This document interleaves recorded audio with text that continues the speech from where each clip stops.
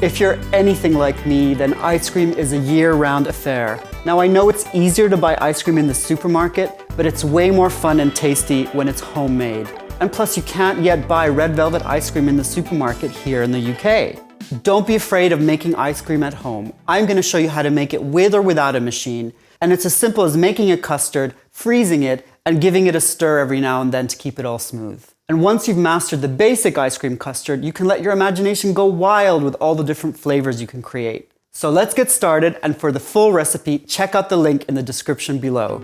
To make the ice cream base, take a medium-sized saucepan and mix 350 ml of double cream with 160 grams of castor sugar. And because it's red velvet, we're gonna put 1.5 tablespoons of cocoa powder in there too.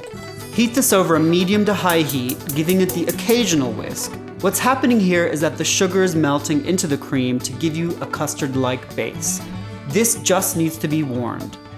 In another bowl, whisk together 6 large egg yolks with 40 grams of castor sugar until it's smooth. Make sure no bits of eggshell find their way into the bowl.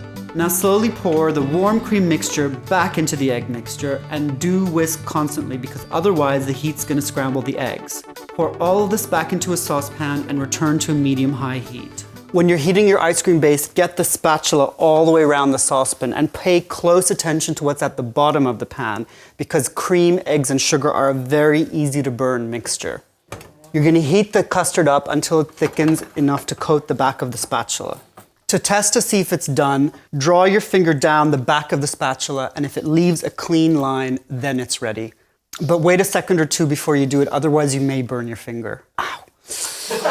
Now the next task is to turn our cocoa vanilla custard into something reminiscent of red velvet cake. So depending on what kind of red food coloring you're using, you may end up with something a little more salmony, pinky red than deep, vibrant red. That's okay, don't obsess about getting a really deep red. This is a kind of a tribute to red velvet rather than an exact copy. So pour the ice cream custard into a bowl and stir in the food coloring. Then add in 295 ml of buttermilk and a teaspoon of vanilla extract. Stir well until you have this lovely deep pink color evenly dispersed. Now cover the custard with cling film. You want the cling film to press slightly onto the surface of the custard, as this is going to prevent a skin from forming. Put this in the fridge for at least 4 hours until completely chilled. Red velvet isn't red velvet without its cream cheese frosting, and in this ice cream version, we're going to make a decadent and tangy cream cheese swirl. To make the cream cheese swirl, mix 115 grams of cold, full-fat cream cheese, such as Philadelphia, with 40 grams of softened unsalted butter in a freestanding electric mixer using the paddle attachment, or you can use a handheld electric whisk. Beat on a medium speed for 2 minutes until it's light and fluffy. Then sift in 160 grams of icing sugar and add in a tablespoon of vanilla extract and 2 tablespoons of double cream. Increase the speed on your mixer to medium-high and beat for another 2 to 3 minutes. Put the cream cheese swirl in a piping bag, and when it's filled, put it in the fridge to chill.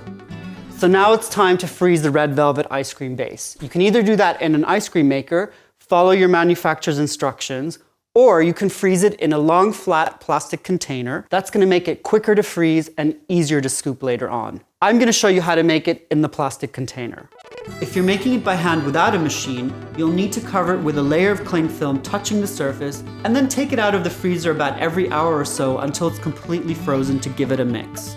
This has the double benefit of aerating the mixture to make the ice cream light and creamy, and also minimizes the chance of crunchy ice crystals forming, which you definitely don't want. Once the red velvet base is almost frozen, but still loose enough to scoop easily, use another suitable storage container to layer your ice cream. Scoop out enough red velvet base to cover the bottom of the new container, and then pipe over a generous layer of the cream cheese swirl mixture.